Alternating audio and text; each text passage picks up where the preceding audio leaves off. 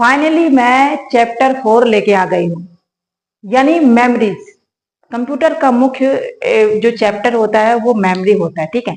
तो आज जो वो चैप्टर मुख्य चैप्टर है, इंपॉर्टेंट चैप्टर, वो चैप्टर नंबर 4 यानी मेमोरी चैप्टर लेके आई हूँ। आज का टॉपिक भी हमारा मेमोरी है, क्योंकि चैप्टर मेमोरी है तो मेमोरी के बारे में ही सारी चीज होगा। तो आज का हमारा टॉपिक मेमोरी है। आज से हम मेमोरी का स्टार्ट करने वाले हैं। आज से ये जो वीडियो है ना, बहुत ही इंपॉर्टेंट होने वाला है, बहुत ही जानकारी तगड़ी मिलने वाली है आपको। तो प्लीज, अभी तक आपने मेरे चैनल को सब्सक्राइब नहीं किया है तो प्लीज सब्सक्राइब कर लीजिए अभी के अभी, और बेल आइकन भी प्रेस कर दीजिए। तो चलिए स्टार्ट करते हैं। पहले देखेंगे मेमोरी क्या है, फिर उसका स्ट्रक्चर के साथ आपको समझाएंगे, उसका मतलब डायग्राम बना के समझाएंगे कौन कौन सा मेमोरी में कौन कौन सा भाग होता है, कौन कौन सा कहाँ पे कैसे कैसे कार्य होता है, ठीक है। पहले तो हम देख लेते हैं कि मेमोरी ना, मेमोरी जो है ये एक प्रमुख भाग है। मेमोरी में क्या होता है कि बहुत सारे सेल होते हैं, बहुत सारे सेल होते हैं, जिसे मतलब एक लोकेशन कहते हैं। बहुत सारे सेल एक निर्देश देता है, जिसको हम अलग अलग जगह पर होता है, उसे हम एड्रेस कहते हैं, ठीक है। लेकिन मेमोरी में जो हमारा एक बेसिक रहता है, जैसे मतलब बाइनरी कोड, एक्सेस मेमोरी, ये सारे चीज हम उसमें देखते हैं। तो पहले देख लेते हैं हमारा मेमोरी, उसका स्ट्रक्चर बना लेते हैं, तभी समझ में आएगा। ऐसे समझाएंगे तो आपको समझ में नहीं आएगा। मेमोरी, ठीक है। तो ये हमारा मेमोरी यहाँ से स्टार्ट हो रहा है, आप समझिएगा इसको स्ट्रक्चर से। ये हमारा मेमोरी हमारा स्टार्ट हो रहा है, ठीक।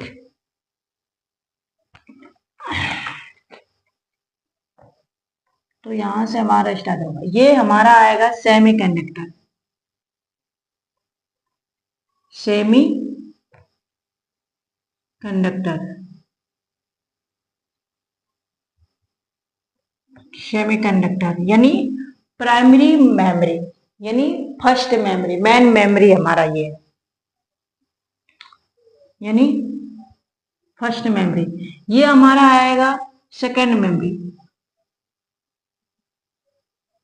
सेकंड मेमोरी, ठीक है। इसमें भी मेमोरी है, लेकिन थोड़ा ज्यादा लिखा जाता है ना, बड़ा है, छोटा बोर्ड थोड़ा कम है, छोटा है, इसलिए मैं मतलब कि थोड़ा कम लिखती हूँ, तो इस थोड़ा समझ जाइएगा। अब यहाँ पे क्या आता है, यहाँ पे इसमें तो कुछ नहीं आता, ठीक। आप इसको छोड़ दीजिए अभी। लेकिन आपको इसको समझना होगा कि यहाँ से फिर इसमें 3 भागों में बांटा है, 3 भागों में। हम किसी भी टेक्स्ट को कंप्यूटर में डाटा को एंट्री करते हैं, एंट्री करने के बाद इनपुट करते हैं, यानी इनपुट करने के बाद हम उसको निर्देश देते हैं। तो निर्देश देते हैं तो उस वो मेमोरी में जाता है, लेकिन जो प्रेजेंट में वो कौन सा मेमोरी में गया, फर्स्ट मेमोरी में गया, सेकंड मेमोरी में गया, कैसे काम करता है आपको देखिए। देखिए ये अस्थाई है, ये क्या है, अस्थाई, अस्थाई। ये कैश, कैश मेमोरी है। ये अस्थाई मेमोरी है, ये कैश मेमोरी है, और ये अस्थाई मेमोरी है, अस्थाई मेमोरी है,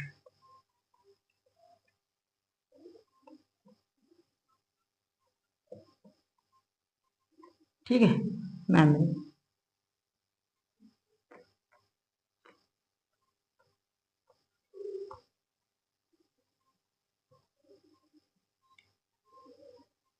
ठीक है। अब देखिए कि अस्थाई मेमोरी में क्या होता है और कैश मेमोरी में क्या होता है, और यहाँ से कहाँ कहाँ फिर जाता है। यहाँ से फिर इसमें नहीं जाता है, ठीक। यहीं पे पहले काम होता है, इसमें बाद में जाते हैं, इसमें नहीं जाता भी, इसमें भी नहीं जाता है, इसमें जाता है। कहाँ जाता है इसमें, देखिए हम डाटा जब भी टाइप करते हैं तो फर्स्ट सेमी करने यानी फर्स्ट मेमोरी आता है, फर्स्ट मेमोरी से अस्थाई में जाता है। उसके बाद यहाँ पे देखिए रोम, आपको पता होगा कि रोम, सॉरी और लिख दिए रोम। जब भी हम कोई डाटा प्रेजेंट में काम करते हैं तो वो हमारा पहले फर्स्ट मेमोरी में रहता है, यानी रोम में रहता है। अगर हम सेव करते हैं तब रैम में होता है। आपको बता दो, रोम का मतलब होता है कि रीड ओनली मेमोरी, यानी सिर्फ रीड मतलब पढ़ सकते, सिर्फ उसको सेव करके कहीं नहीं रख सकते, इसका मतलब रोम में आता है। फिर ऐसे ही मतलब जगह नहीं बन रहा है तो ऐसे बना लेते, ठीक है। रोम, फिर उसके बाद आता है हमारा ई रोम, ई रोम, ई रोम। उसके बाद हमारा आता है ई ई रोम, ठीक है। ई डबल ई रोम। उसके बाद आता है हमारा सॉरी पी रोम, प्रोम।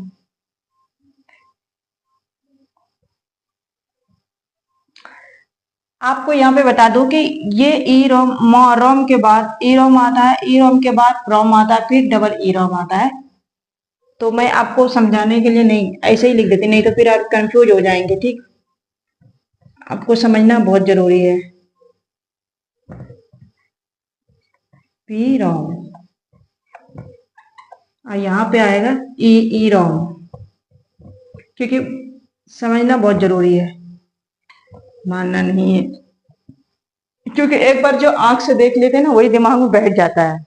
तो आप देख रहे होंगे कि सेमीकंडक्टर के बाद आप अस्थाई मेमोरी में चले जाते हैं। अस्थाई मेमोरी में जो हमारा डाटा होता है वो हमारा रोम, रोम ई रोम, रोम ई रोम और प्रोम और ई ई रोम, ठीक है। यहाँ से लेकिन ये यहाँ तक डाटा है, ये इसमें इतना प्रोसेस होता है जब हम प्रेजेंट में डाटा में काम करते रहते हैं। लेकिन जब मतलब सिस्टम को ऑफ कर देते हैं तो ये सारा एक साथ कहीं भी नहीं रहता।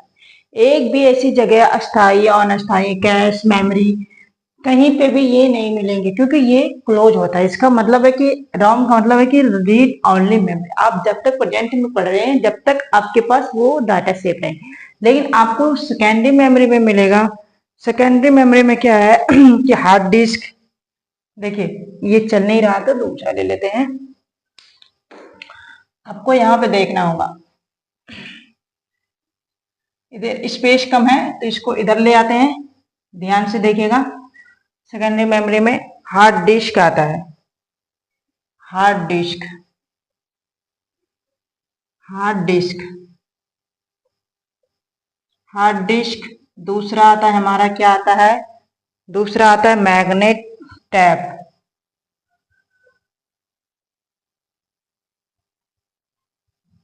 मैग्नेटिक टैप, टैप, ठीक है। तीसरा आता है हमारा सी डी रोम, सी डी रोम।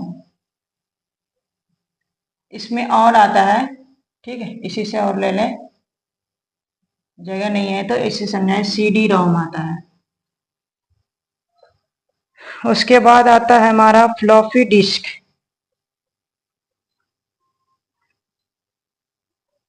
डिस्क,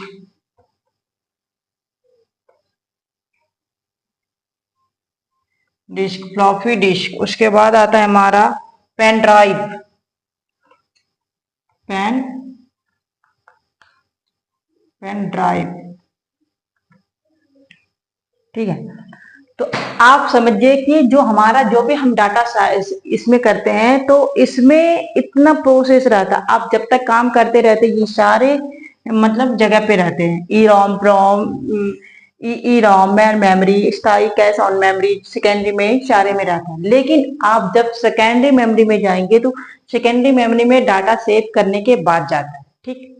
आप कोई भी डाटा सेव करके रखिएगा कंप्यूटर में, वो सेकेंडरी मेमोरी में जाएंगे तो कहाँ पे जाएंगे, हार्ड डिस्क में आपको मिल सकता है, मैग्नेटिक टाइप में मिल सकता है, सीडी रोम में मिल सकता है, वो फ्लॉपी डिस्क में मिल सकता है, पेन ड्राइव में मिल सकता है। ऐसे कोई भी जगह आप मतलब सेव करके जहाँ पे आप रख सकते हैं वो सेकेंडरी मेमोरी में जाता है। तो आई होप कि आप समझ गए होंगे कि मेमोरी में डाटा सेव कैसे करके कहाँ पे हम उसको सेव करके रख सकते हैं। अगर आप गलती से भी सेव नहीं करें और कंप्यूटर बंद कर दे तो आप ये उम्मीद मत रखिएगा कि दोबारा से हमें वो डाटा मिलेंगे, क्योंकि वो क्लोज होने के बाद पूरा के पूरे तरीके से साफ हो जाते हैं। जब तक आप सेव नहीं करते, सेकेंड मेमोरी में नहीं डाल देते, जब तक वो दोबारा नहीं मिलेगा। तो आई होप कि वीडियो अच्छी लगी हो तो एक लाइक जरूर कर दीजिएगा। अगर चैनल पर पहली बार आए हैं तो सब्सक्राइब जरूर कर लीजिएगा। Thank you.